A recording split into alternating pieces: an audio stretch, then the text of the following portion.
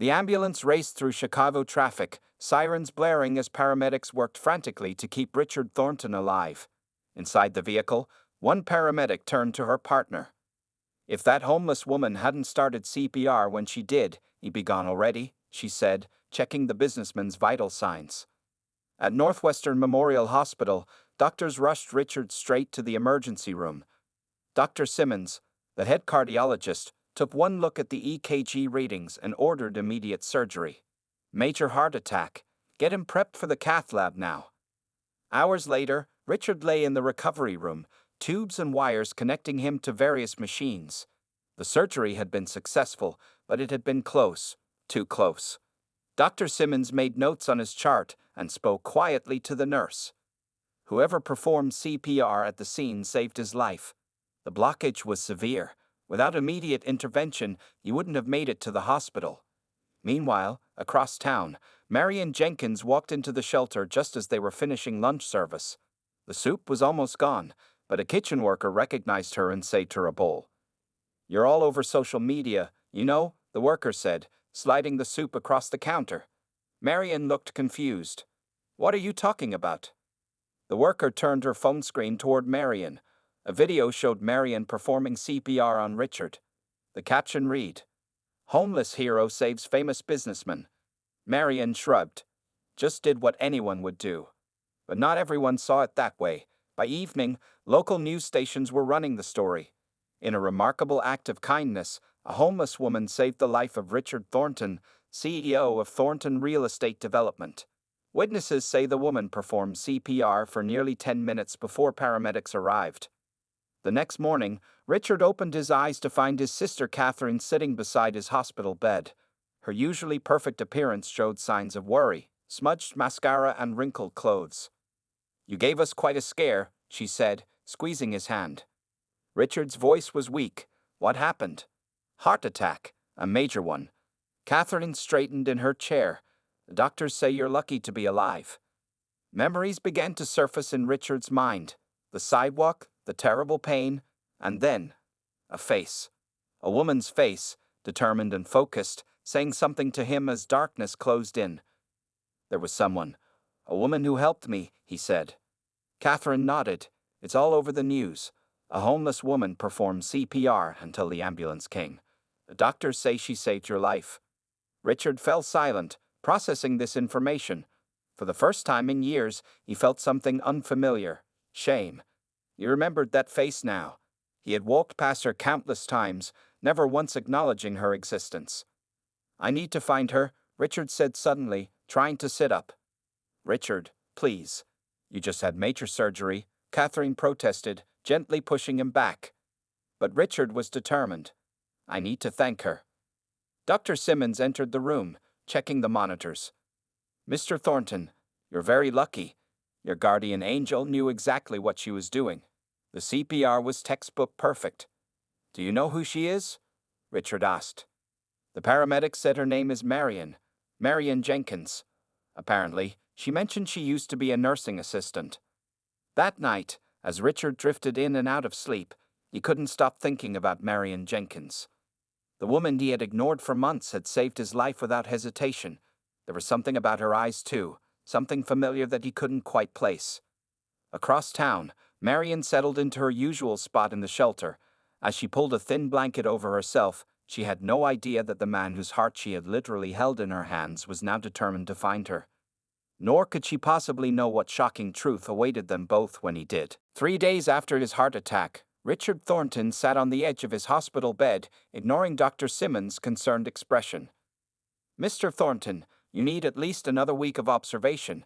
Leaving now is against medical advice," the doctor said, holding Richard's discharge papers reluctantly. Richard adjusted the expensive watch on his wrist. "I understand the risks, doctor, but I have something important to do." The truth was, Richard hadn't slept well since learning about Marion Jenkins. Each night, her face appeared in his dreams, not just performing CPR, but all the times he had walked past her without a glance. The memories haunted him. "At least take it easy," Dr. Simmons sighed, handing over the papers. "And take your medication exactly as prescribed." An hour later, Richard's driver helped him into the back of a black Mercedes. Instead of heading to his penthouse apartment, Richard gave different instructions. Take me to the area around Harris Street and 5th. Drive slowly. The driver looked surprised but nodded. As they entered the neighborhood, Richard pressed his face against the window. The luxury car drew stares from people on the street, some curious, others suspicious. After 2 hours of searching with no success, Richard instructed his driver to stop near a small soup kitchen. Inside, Richard felt immediately out of place in his tailored suit. The volunteers stared as he approached the counter. I'm looking for someone, Richard said, pulling out his phone to show a still image from the viral video. Her name is Marion Jenkins. A young volunteer with tattoos and kind eyes studied the picture. That's Marion, yeah, she comes by sometimes, but not on a set schedule. Do you know where I might find her? The volunteer hesitated, protective of their vulnerable guests. Why are you looking for her? Richard touched his chest where a new scar now marked his surgery. She saved my life. I want to thank her properly. Something in his voice must have convinced the volunteer. Try St. Catherine's shelter on Wilson Street. She sometimes stays there when it's cold. The shelter was a converted church with peeling paint and a line of people waiting for the doors to open for the night. Richard instructed his driver to wait and approach the building alone, each step reminding him of his recent surgery.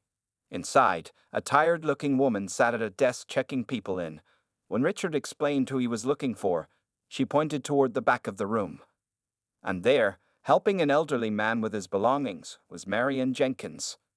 Richard stood frozen, suddenly unsure of what to say. In the harsh fluorescent light of the shelter, Marion looked older than she had on the sidewalk. Her clothes were clean but worn, her hair pulled back in a practical knot. Yet there was dignity in how she carried herself. When she turned and saw him, her eyes widened in recognition. You're alive, she said simply, approaching him. Should you be out of the hospital? Richard found himself unexpectedly emotional. Probably not, but I needed to find you. Around them, shelter residents watched with curiosity as the wealthy man and homeless woman stood face to face. Why? Marion asked, her voice neither hopeful nor bitter, just practical. To thank you, Richard said. The doctors said I wouldn't have survived without your help. Marion shrugged. Anyone with training would have done the same. But it wasn't anyone, it was you. Richard paused, struggling with unfamiliar humility. After I walked past you so many times without even seeing you. Something flickered in Marion's eyes, surprise, perhaps, that he remembered her at all. I want to help you, Richard continued. A job, housing, whatever you need. Marion studied his face carefully, as if looking for something specific. Why would you do that? Richard wasn't entirely sure himself. There was something about her that felt important, beyond the life debt he owed. Because you gave me a second chance, he said finally. And I think maybe you deserve one too. Neither could have known that this conversation was just the beginning, that the real reason they were drawn together went far deeper than chance or gratitude. 3 days after his heart attack, Richard Thornton sat on the edge of his hospital bed, ignoring Dr. Simmons' concerned expression. Mr. Thornton, you need at least another week of observation. Leaving now is against medical advice, the doctor said, holding Richard's discharge papers reluctantly. Richard adjusted the expensive watch on his wrist. I understand the risks, doctor, but I have something important to do.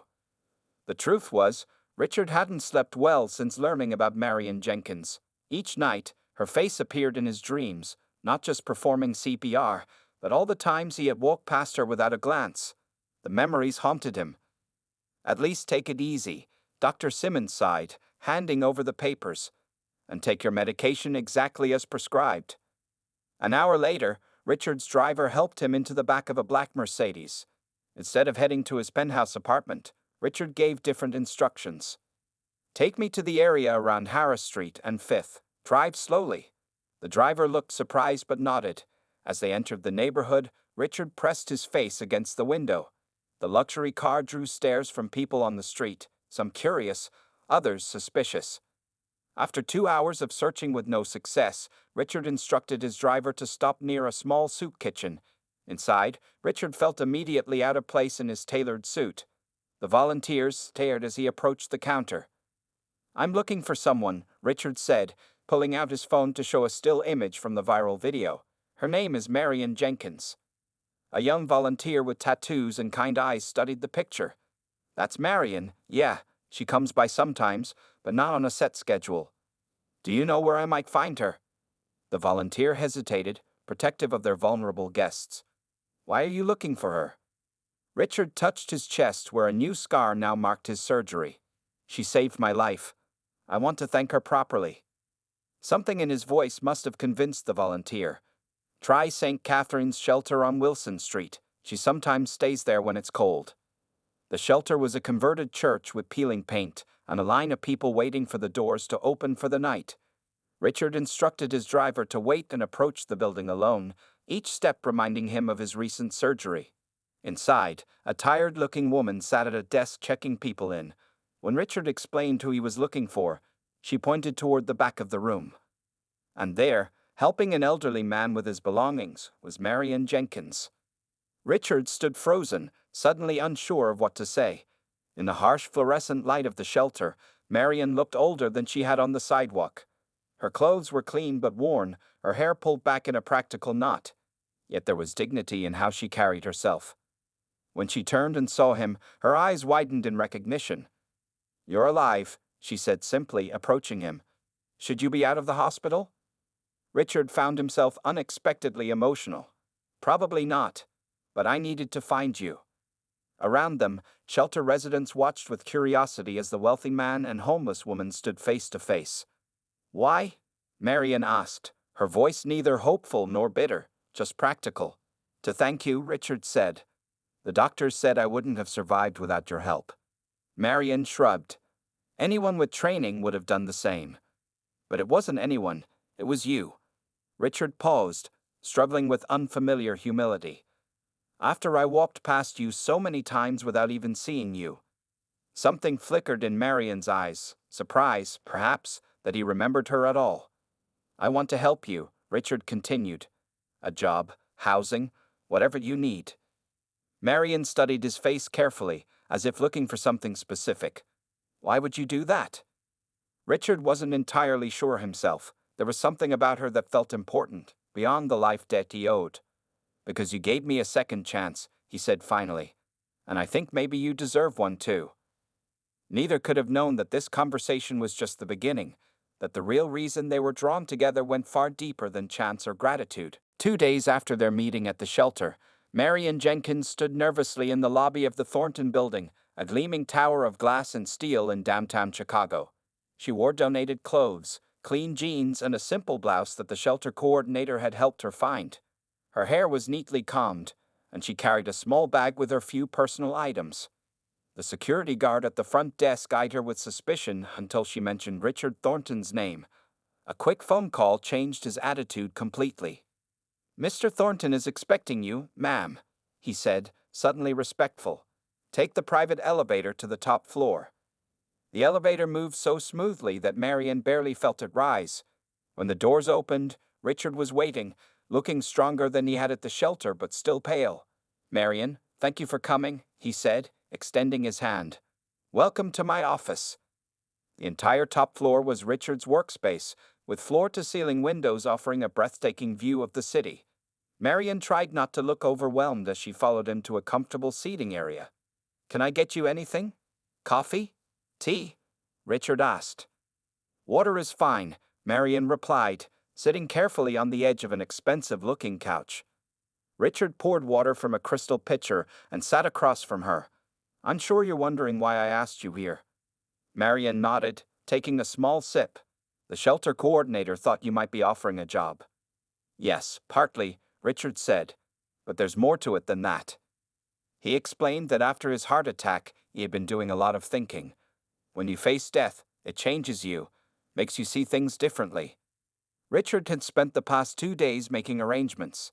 He owned several apartment buildings across the city, including one that had just been renovated. "I'd like to offer you an apartment there, rent-free," he said, "and a position at my company." Marion's expression remained guarded. "What kind of position? I haven't worked in years, and my nursing certification expired long ago." "We can start with something straightforward, perhaps in our community outreach department," Richard suggested. The company has been wanting to improve our work with local shelters and housing initiatives. Your experience would be valuable. Marian set down her glass. Mr. Thornton. Richard, please. Richard, this is very generous, but why? Is this just because I saved your life? Because if it is, you don't owe me anything. Richard leaned forward. It's not just gratitude, though that's part of it. Something happened when I was in the hospital. I started thinking about my life, about the kind of person I've been. He paused. I have more money than I can spend in 3 lifetimes, yet I walk past you every day without a second thought. Marian listened quietly as Richard continued. I'd like to know your story, if you're willing to share it, he said. How did someone with medical training end up on the streets? For a long moment, Marian was silent. Then she began to speak, her voice steady but soft. I was a nursing assistant for 15 years. Had a small apartment, a daughter named Kiara. Her eyes grew distant. When Kiara was 19, she was diagnosed with leukemia. Insurance covered some, but not all. I took on extra shifts, maxed out credit cards, borrowed from everyone I knew. Richard noticed her hands tighten around the water glass. She died anyway. After that, I couldn't focus at work, made mistakes, lost my job. Then came depression, missed rent payments, eviction. She shrugged. The rest is predictable. Richard felt an unexpected connection to her pain. Something about her story, about her, felt strangely familiar. I'm sorry about your daughter, he said quietly. Marian nodded, then straightened her shoulders. So, this job and apartment, are there strings attached? Just one, Richard said. That you let me help you get your life back. Marian considered his offer, studying his face carefully. Finally, she extended her hand. I accept, she said simply. Neither realized that this agreement would soon uncover a truth that would change both their lives forever. 1 month after Marian moved into the apartment Richard provided, her life had transformed dramatically. The 1-bedroom unit in a well-maintained building was more space than she'd had in years. Her job at Thornton Real Estate's community outreach program started with simple tasks, but she quickly showed her intelligence and work ethic. Richard, meanwhile, continued his recovery with regular checkups and a new exercise routine. He often stopped by Marian's office, gradually developing a comfortable friendship with her. There was something about her presence that felt right to him, though he couldn't explain why. Today, Richard sat in his home office reviewing paperwork that his assistant had prepared. Among the documents was a folder labeled Jenkins M. Employment. Inside were the forms needed to add Marian to the company's health insurance and retirement plans. Richard frowned when he noticed something missing. No social security number, he muttered. Marian had mentioned losing her identification documents years ago during her time on the streets. He picked up his phone and called his personal assistant, Victor. We need to help Marian get her identification documents replaced. Can you start that process? Victor was efficient as always. Of course, sir. I'll need some basic information to get started. Birth date, birthplace, parents' names. I'll ask her tomorrow, Richard replied. The next day, Richard invited Marian to lunch in his private dining room. After they ordered, he brought up the paperwork issue. I'd like to get you set up with full benefits, but we'll need to replace your ID documents first. Marian nodded, setting down her water glass. I was born March 15, 1977, in Somerville, Massachusetts. Richard made notes. Parents' names? A shadow crossed Marian's face. My mother was Elaine Jenkins. She raised me alone. And your father? Richard asked. Marian's voice turned flat. Not in the picture. Mom said his name was James, but she never talked about him much. He left before I was born. Richard felt an odd chill. His own father's name had been James Thornton, who had died 15 years ago. But James was a common name. It had to be coincidence. I appreciate your help with this, Marian said, changing the subject. Having proper ID again will make a big difference. 2 weeks later, Victor entered Richard's office with a strange expression. Sir, there's something unusual about Ms. Jenkins' background check. Richard looked up from his computer. What do you mean? Victor placed a folder on the desk. When we applied for her birth certificate replacement, the records showed some discrepancies. Her mother's full name was Elaine Jenkins Williams. She remarried when Marian was young. That's not unusual, Richard said. No, but this is, Victor continued. On Marion's original birth certificate, her father is listed as James Thornton, with an address in Boston. Richard felt his recently repaired heart skip a beat. That's impossible. My father lived in Boston before moving to Chicago, but he never mentioned. There's more, Victor said reluctantly. I took the liberty of checking your father's calendar from that period. He made several trips to Somerville in 1976, the year before Marion was born. Richard's hands trembled slightly as he opened the folder. Inside was a copy of Marion's original birth certificate. The name was not exactly what he expected. It read Marion Jenkins Thornton, though she now went by Marion Jenkins. Her birth name included our family name, Richard whispered. Victor nodded. Based on the dates and locations, there's a high probability that my father was her father, Richard finished. That Marion is my half-sister. The revelation hit Richard like a physical blow. All those times he had walked past her on the street, he had been ignoring his own sister. The strange feeling of familiarity when they spoke now made perfect sense. Don't say anything to her yet, Richard instructed Victor. I need to look into this further. As Victor left, Richard stared out his office window, his mind racing. If this was true, it meant his father had abandoned his own daughter and her mother. It meant the Thornton family fortune rightfully belonged, in part, to Marion. It also meant that the homeless woman who saved his life was his sister. Richard sat alone in his father's old study, a room he rarely entered since James Thornton's death 15 years ago. The space remained exactly as his father had left it, leather-bound books lining dark wooden shelves, a massive desk dominating the center, and family photos arranged precisely on every surface. With trembling hands, Richard unlocked the bottom drawer of the desk, the one drawer his father had always kept locked. Inside, he found neatly organized folders labeled by year. He pulled out the one marked 1976 to 1977. Let's see what you were hiding, Dad, he whispered. The folder contained bank statements, property records, and personal letters. Richard carefully examined each document until he found what he was looking for, a series of canceled checks made out to Elaine Jenkins. The payments started in January 1977 and continued monthly for exactly 5 years. Hush money, Richard muttered, anger rising in his chest.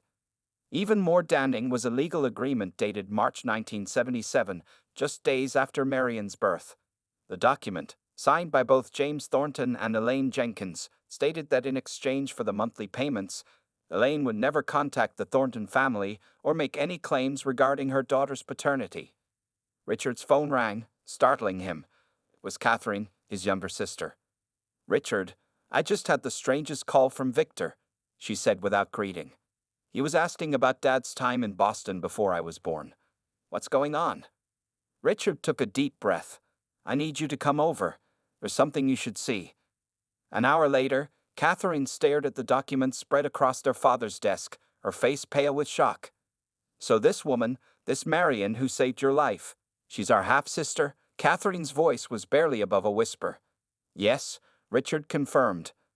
DNA testing would make it official, but these documents tell the story clearly enough. Dad got Elaine pregnant, then paid her to disappear. Catherine picked up a family photo. James Thornton standing proudly with his wife, young Richard, and baby Catherine. All those years we thought we were the perfect family. What a lie. There's more, Richard said, his voice tight with controlled anger. I had our lawyer review Dad's will and the company founding documents. When Dad started Thornton Real Estate, he used money from his family trust, a trust that legally should have been divided among all his children. Catherine's eyes widened. You mean Marion should have received part of that money? Yes. Dad effectively stole from his own daughter to build our fortune. Richard ran a hand through his gray hair. Our entire family wealth was partly built by cutting Marion out. Catherine sank into a chair. Does she know? Not yet. Are you going to tell her?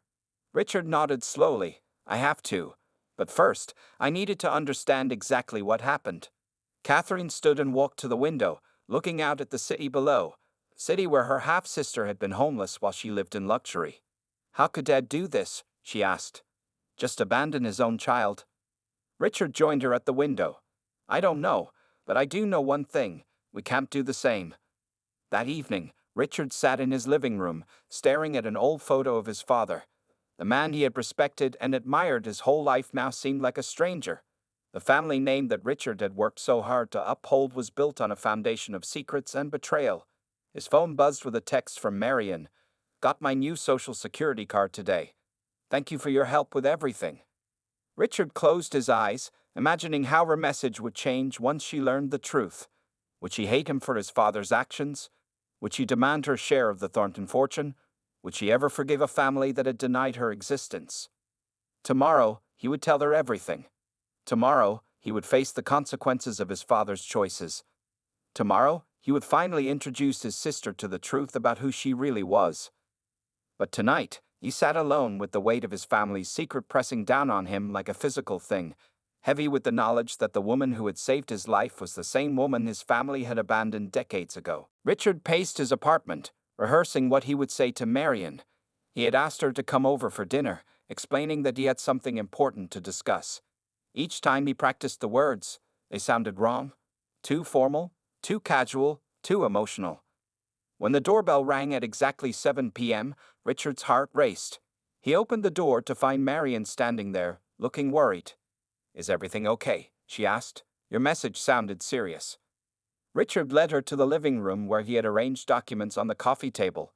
"Please, sit down. Would you like something to drink before we talk?" "Just tell me what's going on," Marion said, remaining standing. "Am I losing my job? The apartment?" "No, nothing like that," Richard assured her quickly. "It's about your father." Marion's expression hardened. "I told you I never knew him. He abandoned my mother before I was born." "His name was James Thornton," Richard said quietly. The words hung in the air between them. Marion's eyes widened as she processed what this meant. "Thornton, like you? Are you saying?" Richard nodded. "James Thornton was my father too. Marion, we're half-siblings." Marion sank onto the couch, her legs suddenly unable to support her. "That's not possible." "I have proof." Richard showed her the documents, the birth certificate, the cancelled checks, the legal agreement. "When we were replacing your ID documents, the connection was discovered." Marion's hands trembled as she examined the papers. "All these years, my mother told me he wanted nothing to do with us. She was right." "I'm so sorry," Richard said, his voice breaking. "I had no idea you existed until now." Marion looked up at him, her eyes filled with pain and anger. "Your father, our father, let me and my mother struggle while you lived in luxury. My mother worked 2 jobs to support us. When I was sick as a child, she had to choose between medicine and food." She stood abruptly, pacing the room. "And then my daughter, your niece, died because we couldn't afford the best treatment. All while the Thornton family had millions." Richard felt the weight of her words like physical blows. "I can't defend what my father did. It was wrong, unforgivable." "Did your mother know about me?" Marion demanded. "I don't think so. Catherine, our sister, didn't know either. I told her now." Marion laughed bitterly. "So I have a sister too. How nice." She walked to the window, staring out at the city lights. The same city where she had slept in doorways and under bridges, never knowing that her own blood lived in penthouses and mansions. "All those times you walked past me on the street," she said softly. "You didn't know you were ignoring your sister." Richard stood beside her, careful to keep some distance. "If I had known, would it have made a difference?" Marion turned to face him. "Rich people walk past homeless people every day without seeing them, family or not." Richard couldn't argue with her truth. "I want to make this right, Marion. The Thornton family fortune, part of it belongs to you. Always has." Marion was quiet for a long moment. "Money won't bring back my mother, who died thinking she wasn't good enough. It won't bring back my daughter." "No," Richard agreed. "Nothing can do that." They stood in silence, the weight of decades of separation between them. Finally, Marion spoke. "When I was performing CPR on you that day, there was a moment when I looked at your face and felt something familiar. I thought I was imagining things." "I felt it too," Richard admitted. "When we talked at the shelter, something about you felt right somehow." Marion picked up the photo of James Thornton from the coffee table. "I have his eyes." "Yes," Richard said. "You too." Tears finally came then, streaming down Marion's face. Years of hardship, loss, and abandonment poured out in racking sobs. Richard hesitated, then gently put his arm around her shoulders. "I can't change the past," he said softly. "But if you'll let me, I'd like to be your brother now." Marion didn't pull away. Through her tears, she managed to whisper, "I've been alone for so long." "Not anymore," Richard promised. "Not ever again." 1 year after Richard's heart attack, the Thornton building looked very different. The lobby, once cold and imposing with its marble and steel, now featured a welcoming community center where people could get information about housing assistance, job training, and healthcare services. Above the reception desk hung a large portrait of a smiling young woman, Kiara Jenkins, Marion's daughter. Below it, a plaque read, "The Kiara Jenkins Memorial Foundation, no one left behind." In a spacious office on the 10th floor, Marion Jenkins Thornton reviewed applications for the foundation's newest program. Her hair was styled in neat braids, and she wore a professional suit that complemented her confidence. She looked up as Richard entered. "The board approved all the funding requests," he said, sitting across from her desk. "The shelter expansion project can start next month." Marion smiled. "Good. Those extra beds are desperately needed." The past year had brought enormous changes for both of them. After the initial shock and anger faded, Marion had agreed to DNA testing, which confirmed what they already knew: they were half-siblings with the same father. Richard had legally changed company documents to acknowledge Marion as a Thornton and restructured the business to make her an equal partner. The legal team had calculated what her share of the family fortune should have been over the decades and transferred that amount to her, a sum that had made headlines across the country. Catherine called, Richard said. "She's coming in from New York tomorrow and wants to have dinner with us." Marion nodded. Her relationship with her half-sister had been complicated at first, but they were slowly building a genuine connection. "I'd like that," she said. "I'm meeting with the Medical Scholarship Committee in the morning, but I'm free after lunch." The Kiara Jenkins Memorial Foundation, funded by both Marion and Richard, provided medical scholarships to students from disadvantaged backgrounds and supported families facing catastrophic healthcare costs, ensuring no other parent would lose a child because they couldn't afford treatment. Richard walked to the window, looking out at the city. "You know what today is, right?" Marion joined him, 1 year since the sidewalk. They stood silently, remembering that cold morning when Marion had saved Richard's life, neither knowing they were family.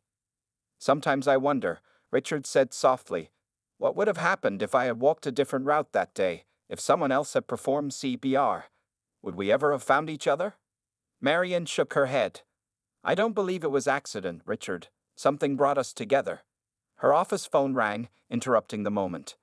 It was the receptionist, announcing that a group of nursing students, the first recipients of the Kiara Jenkins scholarships, had arrived for their tour. "Send them up," Marion said, straightening her jacket. Before they left the office to meet the students, Richard stopped her with a gentle touch on her arm. "I need to say something," he said. "Thank you, Marion, not just for saving my life that day, but for giving me a second chance to be the person I should have been all along." Marion's eyes softened. "We both got second chances." As they walked toward the meeting room, staff members greeted them with respect. Everyone knew their story now: the homeless woman who saved a millionaire's life, only to discover he was her long-lost brother. The story had inspired people across the country. The students rose when Marion and Richard entered the room. Young faces, bright with hope and determination, looked at them with admiration. "Welcome to the Thornton Building," Marion began, "and to the Kiara Jenkins Foundation family." As she shared her journey from nursing assistant to homelessness to her current position, the students listened intently. She didn't hide the pain or the struggles, but emphasized the unexpected turns life could take. "Sometimes," she concluded, looking at her brother with a warm smile, "the person you need most in your life might be standing right in front of you. You just have to open your eyes to see them." The foundation's work was just beginning, but already they had helped hundreds of families. For Richard and Marion, the work was healing, a way to right old wrongs and create something meaningful from their shared pain. Together, they were rewriting the Thornton legacy, one life at a time.